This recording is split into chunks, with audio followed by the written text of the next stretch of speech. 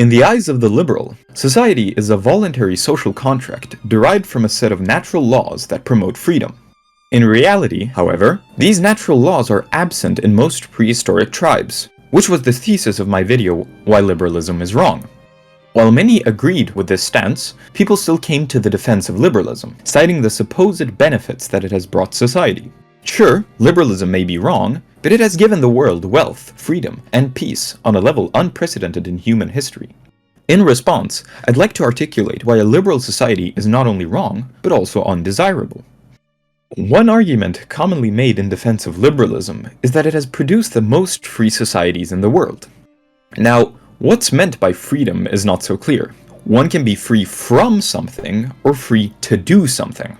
However, most disagreements regarding positive or negative freedoms pertain to economic issues. Should one be free from taxation, or have the right to education? But when people evoke freedom more generally, it's usually just meant as the right and ability to live one's life however they want. In almost every society across human history, major decisions in people's lives were largely predetermined. Profession was inherited, marriage was arranged, and religion was inexorable. This stands in contrast to how things are now. You choose your profession, your partner, your religion, and so on. This is the sense of freedom that modern liberal societies have attained, much to the elation of their inhabitants. After all, how can people be happy if they aren't free to do whatever they please? While liberalism's permitting of greater freedom of choice may seem purely positive at first glance, there's a hidden pitfall. In granting the individual these freedoms, liberalism has denied the community its say on any decisions that the individuals make. Thus, liberalism must view these choices as totally personal and trivial. As some of you may be thinking, of course those decisions matter. When I got married, my family deeply scrutinized my spouse-to-be. And when I changed my profession, I discussed it at length with them. When I changed my religion, I lost friends over it. How right you are. These decisions are indeed important. Yes, for the individual, but no less so for the greater society. Liberals might say that, because these decisions matter, they should be left to the individual only. But, on the other hand, considering their significance, shouldn't the society be permitted to weigh in? Recently, as society has grown more individualistic, you're not only allowed to make your own choices, you are encouraged to.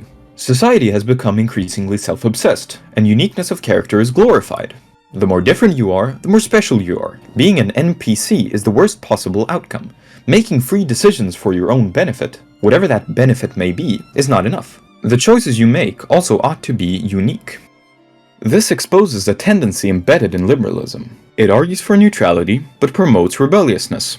In its drive for freedom, it wants to remove whatever inhibits the individual, and so it becomes fanatically opposed to social norms and conformity. Liberal societies have very few collective guidelines and judgments for you.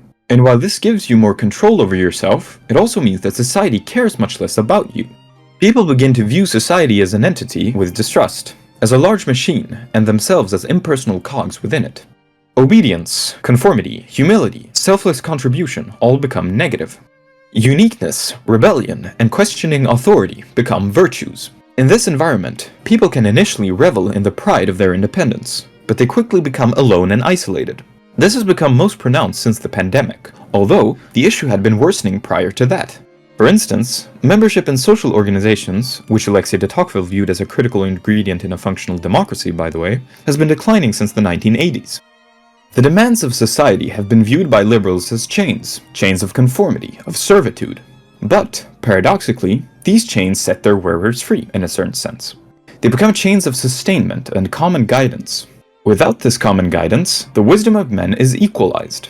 The prevailing attitude of whatever works for you, or you do you, means that the reality of your life is so particular to you that any advice is irrelevant, and you have to tread the unknown unguided. Subsequently, the only thing people can trust is their own intellect or instincts, where the former inevitably leads to the latter. The result of these factors is a society which tends towards the 7 deadly sins, and the signs of this are hard to avoid.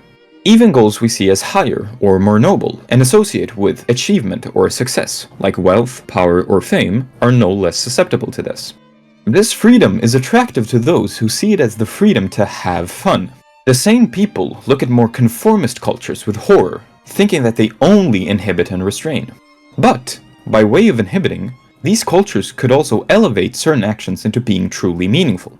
In a neutral, liberal society, or worse, a society which promotes the abolition of previous norms, everything becomes permitted, but nothing is special, except for, like I said, achievement, power, and wealth.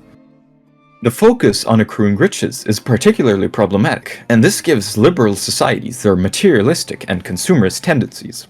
Some people, however, view this not as a problem, but rather as one of the best arguments in defense of liberalism, that its free market economics has brought about unparalleled wealth.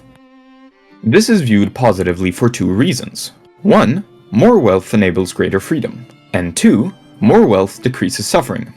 I will acknowledge that it is indeed difficult to contest the idea that decreasing poverty and starvation is a positive development, so I won't be critiquing that specifically, partially because the increase in living standards may also be attributed to technological advancement. Rather, I will be focusing on liberalism's ideal of social mobility. It's a common idea in liberalism, especially in classical or libertarian circles, that with just hard work and effort, you can achieve your dreams, a higher position, a nicer car, a bigger house, and so on. This is viewed in a strictly positive light, but it's really no more than a vain materialism. This promotion of the American dream might be a necessity in a free economy, with its equality of opportunity and supposed social mobility. But consider a society where it's not so. In a society where wealth is stratified and social mobility restricted, money can no longer be one's focal point. The poor remain where they are, and the aristocrats are as rich as they need to be. More immaterial matters gain greater significance, shifting the focus of life towards higher goals, fulfillment, meaning, and so on. Some might view this as unjust towards the lower strata, and this is understandable, but it could also be considered liberating for them. An aristocrat is born with duties and will be scrutinized by people of his own nation, and by the nobility of others. The poor, however, will be liberated from the expectation of worldly success. Generally, the promise of social mobility risks generating excessive hope. As was said before, a certain degree of economic inequality will always be necessary, meaning that some will always be confined to lesser status regardless of their efforts to climb the ladder.